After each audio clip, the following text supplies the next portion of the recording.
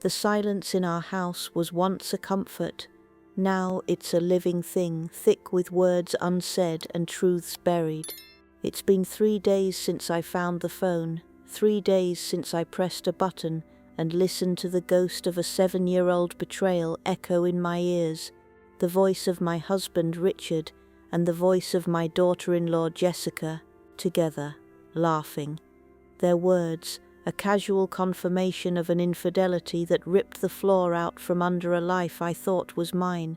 In 2016, something I never knew happened right under my own roof. My daughter-in-law slept with my husband. For 7 years I suspected nothing. I just felt that strange hollow void, as if a vital part of our marriage had quietly died, and no one had bothered to tell me. I kept smiling through family dinners, baking cookies for my grandchildren, playing the part of the devoted wife and matriarch everyone expected me to be. I was a damn good actress. It turns out I wasn't the only one in the family who was. This old flip phone, a relic from a bygone era, was tucked away in a junk drawer in the study, buried beneath dried-up pens and expired coupons. I was doing a deep clean, a sudden urge to purge the clutter that had accumulated over 35 years of marriage. My hand closed around its smooth plastic shell, and on a whim I plugged it in. I don't know why. Maybe some part of me needed to know. Maybe the universe decided it was time. When it powered on, a small envelope icon blinked on the tiny screen. One saved voicemail. "I'm glad to have you here. This is the hardest story I'll ever have to tell. Follow my story until the end and comment the city you're watching from so I can see how far my story has reached. If you feel for what I'm going through, consider subscribing to the channel. Your presence here gives me strength." My finger hovered over the play button. A cold dread, sharp and acidic, rose in my throat. It was the same feeling I'd been suppressing for years, that quiet whisper telling me something was fundamentally wrong. I had dismissed it as anxiety, as the natural ebb and flow of a long marriage, but this was different. This was a premonition. I pressed play. Her voice came first, Jessica's, bright and breathless, laced with a triumphant giggle I now recognized as cruel. "He's finally asleep," she whispered. "Are you sure Helen won't wake up?" Then his voice, my husband's, low and conspiratorial. "She could sleep through a hurricane. Don't worry about her. Where are you?" "Downstairs. Couldn't sleep. Thinking about earlier." Richard chuckled, a sound that I once found endearing. Now it sounded like a rattlesnake's warning. "Me too. That was overdue." My mind flashed back to 2016. It was the week after Thanksgiving. Our son Mark had to fly out for a last-minute work conference. Jessica and our 2 grandkids, Lily and Ben, stayed with us. It seemed normal, helpful even. "It'll be easier on you, honey," I had told her. "The kids have school, and I can help you with the drop-offs." She had hugged me, calling me the best mother-in-law in the world. The memory was now coated in venom. That week, Richard had been unusually attentive to her. He'd make her a special cup of coffee in the morning. He'd offer to help her with the kids' homework.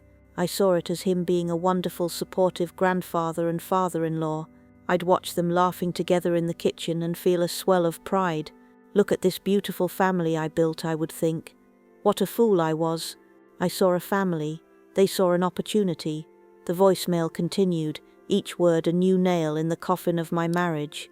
They talked about the risk, the thrill. They laughed about a close call when I almost walked in on them in the den. Richard had been fixing the Wi-Fi, and Jessica was helping him. I remembered that night. I had opened the door to the den and found them standing a little too close together. The air was charged, and they both jumped, looking flustered. "Just sorting out the router, hon," Richard had said, not quite meeting my eye. Jessica just smiled, a wide, innocent smile. "Your husband is a lifesaver. I don't know what I'd do without him." I had smiled back and closed the door, thinking nothing of it. How many other moments were there? How many inside jokes, shared glances, and secret touches happened right in front of me? The last 7 years of my life began to re-spool in my mind, but this time it was a horror film. I remembered the time Richard bought Jessica a surprisingly expensive bracelet for her birthday. It was on sale, he'd said with a shrug. Mark's been so busy I figured I'd help him out. Mark had looked surprised but pleased. I felt a prickle of something. Jealousy. It felt petty at the time, so I buried it. I was the gracious matriarch above such small feelings. But it wasn't pettiness. It was my intuition screaming at me. I remembered the way Jessica would lean in a little too close to Richard when she talked to him, her hand lingering on his arm for a second too long, the way she would text him directly about things concerning the house or the kids, instead of including me or Mark in a group chat. It was all disguised as convenience, as family closeness. It was a perfectly constructed lie, and I was its primary audience. The voicemail ended with Richard whispering, "I'll be down in 5 minutes, wait for me." Then a click, silence. The recording was only a minute long, but it contained the destruction of a 35-year marriage. I sank to the floor of the study, the phone clattering from my hand. The house was quiet, but my head was screaming. The photos on the walls seemed to mock me. There we were, the happy family, at Disney World, at Christmases, at graduations. Every smile was a lie. Every hug was a performance. Richard was out golfing. He'd be home in an hour, expecting dinner, expecting the comfortable silence of our life to be waiting for him. But the woman he'd left this morning was gone. In her place was a stranger, a woman who had just learned her entire world was a stage, and her role was the fool. The ghost in the machine had given me the truth, but it had also left me utterly, terrifyingly alone. The silence I once cherished now felt like a tomb. The first 24 hours were a blur of automated movements. I made Richard's dinner.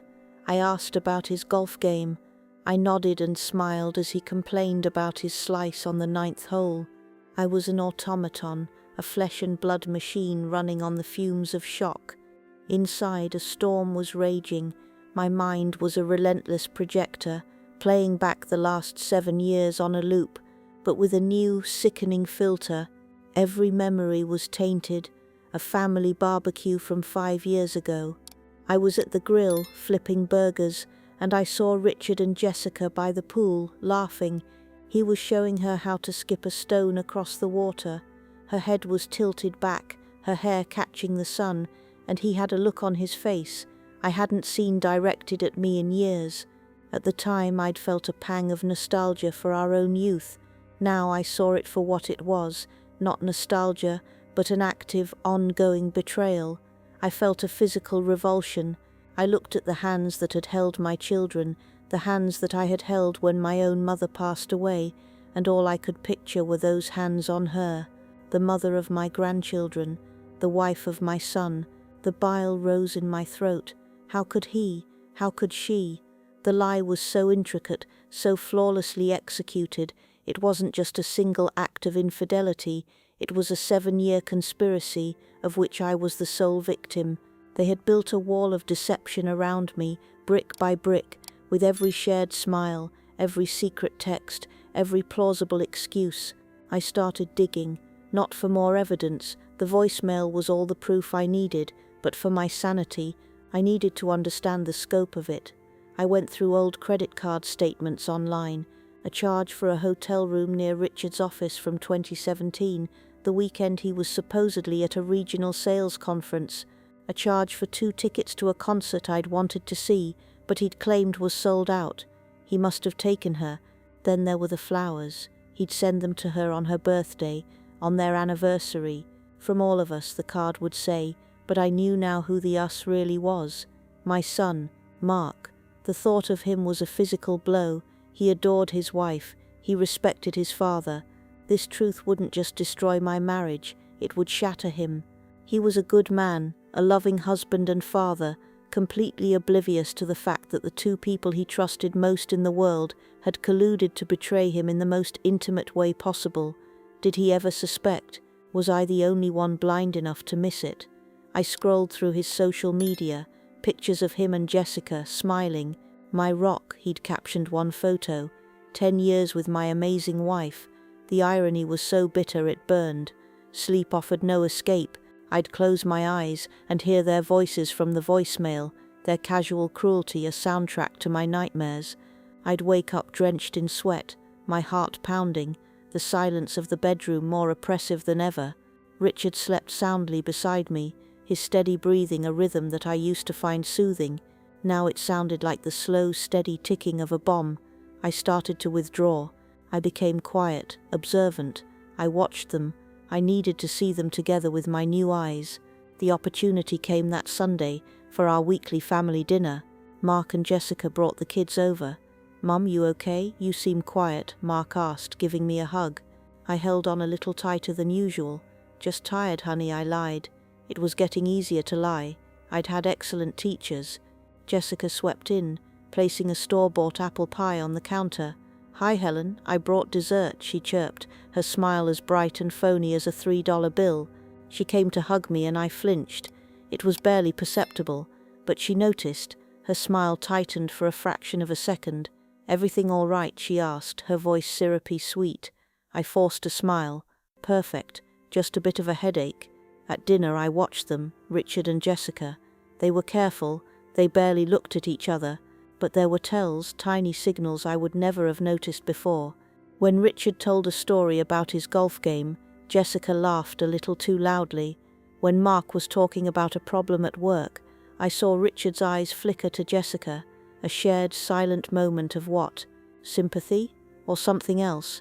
It was the practiced ease of two people who shared a secret. They were so comfortable in their deception, they didn't even have to try anymore. The most painful part was watching my grandchildren, Lily and Ben.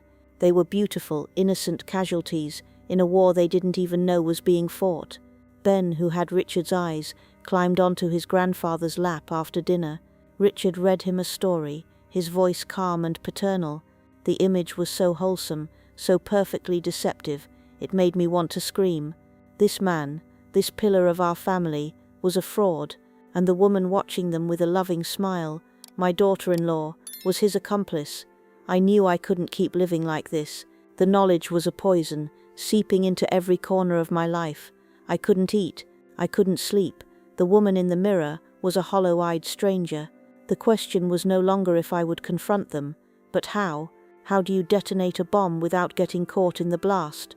My first instinct was to scream, to rage, to expose them in front of the whole family. But what would that accomplish? It would destroy Mark. It would traumatize my grandchildren. It would turn a private agony into a public spectacle. No, I had to be smarter than that. They had been careful, calculated. I had to be too. My grief began to curdle, hardening into something else, something cold and sharp. For the first time in my life, I started thinking not like a wife or a mother, but like a strategist. I made an appointment with a divorce lawyer, a woman highly recommended for her discretion and her tenacity. I told her I was exploring my options. I didn't tell her the whole story yet. I just needed information. I needed a plan. The shock was finally wearing off, and in its place a cold, clear resolve was beginning to form. They had underestimated me for 7 years. They had mistaken my kindness for weakness, my silence for ignorance. That was about to change. The breaking point didn't come with a dramatic explosion, but with a quiet, sickeningly sweet announcement. It was 2 weeks after I found the phone. We were at another Sunday dinner, a ritual that had become a form of exquisite torture for me. Jessica, glowing, clinked her glass for attention. Mark beamed beside her, his arm wrapped protectively around her shoulders.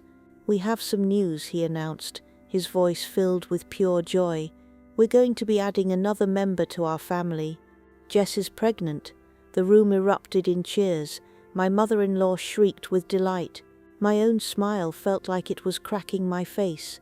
I looked at Richard. He was clapping, a broad grandfatherly smile plastered on his face. He caught my eye and winked as if to say, "Isn't this wonderful?" And in that moment something inside me snapped. The hypocrisy was a physical force, so potent it stole the air from my lungs. This celebration of family, of new life, felt like the ultimate desecration. This baby, this innocent new life, was being brought into a foundation of lies. My son's joy was a monument to his own deception. I excused myself from the table, mumbling something about needing air. I walked out to the back patio, my hands shaking. The cold night air did nothing to cool the fire in my chest. I couldn't do it anymore. I couldn't sit at that table and pretend. The time for strategy was over. The time for truth had come. I waited until everyone had left, until it was just me and Richard in the quiet house. He was humming as he loaded the dishwasher, pleased with the evening's events. "Wonderful news, isn't it?" he said, not looking at me. "Another grandchild. We're so lucky." "Lucky," I repeated, my voice flat. He finally stopped and turned, sensing the shift in the atmosphere. "What's wrong, Helen? You've been acting strange for weeks." "Have I?" I asked, my voice dangerously calm. "I wonder why." I walked over to the small decorative box on the mantelpiece where I'd hidden the old phone. I took it out. His eyes followed my movements, a flicker of confusion in them. Then, as I held up the phone, the confusion morphed into something else. Recognition, fear. "What is that?" he asked, but his voice was strained. He knew what it was. I didn't say a word. I just pressed the play button. The tiny speaker crackled to life, and Jessica's voice filled the silent room. "He's finally asleep. Are you sure Helen won't wake up?" Richard's face went white. He looked like he'd been punched in the gut. He stared at the phone as his own voice, low and conspiratorial, damned him from 7 years in the past. "She could sleep through a hurricane. Don't worry about her." When the message finished, the silence that followed was deafening. He opened his mouth, then closed it again. He looked from the phone to my face, and for the first time he saw the stranger I had become. "Helen," he started, his voice a hoarse whisper. I can explain, can you?" I asked, my voice shaking with a rage so profound it felt ancient. "Can you explain 7 years? Can you explain looking me in the eye every single day while you were sharing a secret with my son's wife? Can you explain this baby? Is there any chance, Richard, any chance at all that this new grandchild is actually your child?" The question hung in the air, ugly and monstrous. He recoiled as if I'd slapped him. "No. God, no, Helen. It was only that once, that 1 week. I swear it was a mistake, the biggest mistake of my life. A mistake," I laughed, a raw, broken sound. "A mistake is taking the wrong turn on the highway, Richard. A mistake is buying the wrong brand of coffee.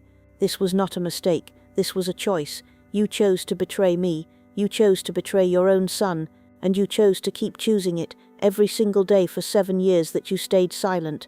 He tried to come closer, his hands outstretched. "Please, Helen, don't do this. Think about Mark. Think about the family." "I am thinking about Mark," I shot back, my voice rising. "He is living a lie. His marriage is a lie. This entire family is built on your disgusting secret. You didn't think about him when you were sneaking down the stairs to sleep with his wife." He finally broke. The facade of the confident patriarch crumbled, and he sank into a kitchen chair, his head in his hands. He looked old, pathetic. "I don't know why I did it," he mumbled. "I was stressed. Things between us hadn't been right for a while. It just happened." "Don't you dare put this on me," I said, my voice dropping to a low, lethal whisper. "Don't you dare suggest that any part of this was my fault. This is yours. You and her. You own this." The next confrontation had to be with her. I knew I couldn't do it in person. I couldn't look at her pregnant belly and maintain any semblance of control. The next morning I called her. "Helen." "Hi," she answered, her voice chipper. "What's up?" I didn't waste time with pleasantries. "I found Richard's old phone, Jessica." Silence. I could hear her sharp intake of breath. I don't know what you mean," she stammered, but the cheerfulness was gone, replaced by panic. "I think you do. I have a saved voicemail from November 2016. Would you like me to play it for you? Or is your memory good enough?" More silence. I could picture her, her mind racing, trying to find an escape route, but there wasn't one. "Helen, please," she finally whispered, her voice breaking. "Don't tell Mark, please. It will destroy him. It was a long time ago. It was a mistake." There was that word again. Mistake. A convenient, weightless word for an act that had crushed the soul of our family. "A mistake you were happy to keep secret while you played the happy wife and mother," I said, my voice devoid of emotion. "While you let me host your baby announcements and smile at your family portraits, you've been lying to my son for your entire marriage." "I love him," she cried, the tears now flowing freely. "I do. That was something else. It was stupid and I hate myself for it every day." "Do you?" I asked. "Or do you just hate that you got caught?" I didn't wait for an answer. I had said what I needed to say. The truth was out, at least between the 3 of us. The next step was the hardest one of all. I had to tell my son. I had to break his heart to set him free. Now, I'm curious about you who listened to my story. What would you do if you were in my place? Have you ever been through something similar? Comment below, and if this story is touching you, please leave a like to support me. Your support means the world right now. I ended the call with Jessica and sat in the quiet house, the battlefield after the first wave of attack.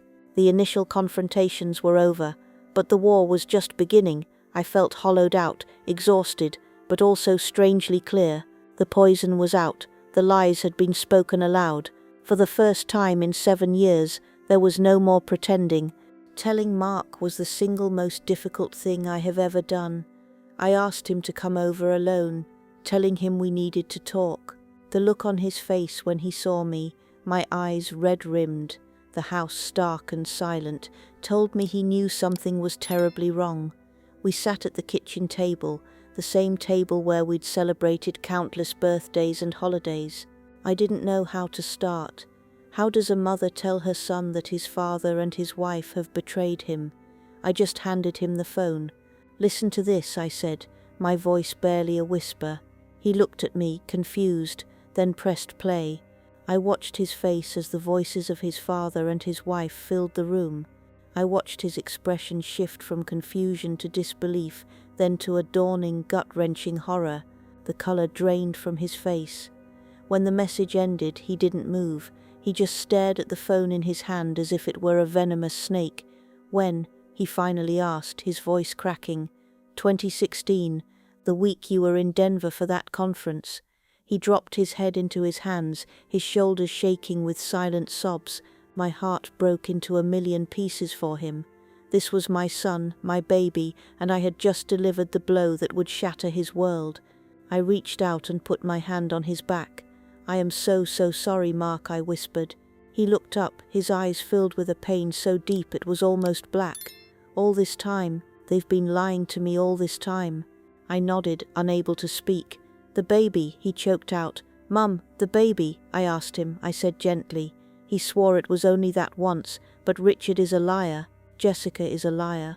"We'll need a paternity test, Mark. You need to know for sure." The fallout was catastrophic. Mark went home and confronted Jessica. I don't know the details of that conversation, and I don't want to. I only know that he called me at 2 a.m., his voice raw. "It's true, all of it," he said. She admitted everything. The days that followed were a blur of anger and grief. Mark moved into our guest room, unable to stay in the house he had built with her. He refused to speak to Richard. The two men who had once been so close, father and son, were now separated by an impossible chasm of betrayal. Richard, for his part, became a ghost in our house. He would try to talk to me, to Mark, offering pathetic apologies and desperate justifications. We ignored him. He was a stranger to us now, a man who had torched his own family for a fleeting, selfish thrill. I was the one who had to hold everything together. I made sure Mark ate. I listened when he needed to rage and cry. I contacted my lawyer again, this time for real. "I'd like to file for divorce," I said, and the words felt like an liberation. Amid the chaos, I found unexpected strength. I had spent my entire adult life as Richard's wife or Mark's mum. Now I was just Helen, and Helen was a survivor. I reconnected with my sister, who lived 2 states away. I told her everything, and she listened without judgment, offering only love and support. She reminded me of the strong, independent woman I had been before I got married, a woman I had almost forgotten. The legal process was messy and painful. Richard, pushed by his own shame and the family's disapproval, didn't fight me on much. We agreed to sell the house. The thought of staying there, in that monument to so many lies, was unbearable. Walking through the rooms as we packed up 35 years of life was like excavating a tomb. Every photo, every piece of furniture, held a double meaning. Mark insisted on a paternity test. The results came back a month later. The baby was his. I felt a wave of relief, followed by a profound sadness. This innocent child would be born into a broken family, her life forever marked by the sins of her mother and grandfather. Jessica, to my surprise, seemed to show genuine remorse. She started therapy, She wrote Mark long, pleading letters. She gave him the space he needed, never pressuring him. She knew she had no right to ask for forgiveness. The final resolution was not a neat and tidy one, because life rarely is. I finalized my divorce. I used my share of the money from the house to buy a small condo in a town an hour away, a place that held no memories. It was quiet, it was mine, and it was peaceful. Mark and Jessica are trying to work through it. It's a long, arduous process. He is doing it for the kids, he says. He is trying to see if there is anything left to salvage, if he can ever trust her again. I don't know if they'll make it, but I admire his grace and his courage. My relationship with him is stronger than ever. We talk every day. The shared trauma bonded us in a way I never expected. My relationship with my grandchildren is carefully managed. I see them, but I keep my interactions with Jessica brief and civil. There is a permanent wall of ice between us that will never thaw. As for Richard, he is a man adrift. He lives alone in a small apartment. His relationship with his son is shattered, perhaps irreparably. He lost his wife, his home, and the respect of everyone who ever mattered to him. Sometimes I feel a flicker of pity for him, but it's quickly extinguished by the memory of that voicemail, of their laughter at my expense. Today I woke up in my own bed, in my own home. The sun was streaming through the window. I made myself a cup of coffee and sat on my small balcony, looking out at a world that felt new. I am not the same woman I was a few months ago. The shock has subsided, the rage has cooled, and the grief is a dull, manageable ache. In their place, something else has grown, a quiet sense of self. I am 65 years old, and I am starting over. It's terrifying, but it's also exhilarating. The ghost in the machine almost destroyed me. It took my past and turned it into a lie, but it also gave me an unexpected gift. It gave me back my future. It forced me to stop playing a part in someone else's story and finally start writing my own. And meanwhile I'm leaving on the final screen 2 other stories that are channel favorites, and they will definitely surprise you. Thank you for watching until here.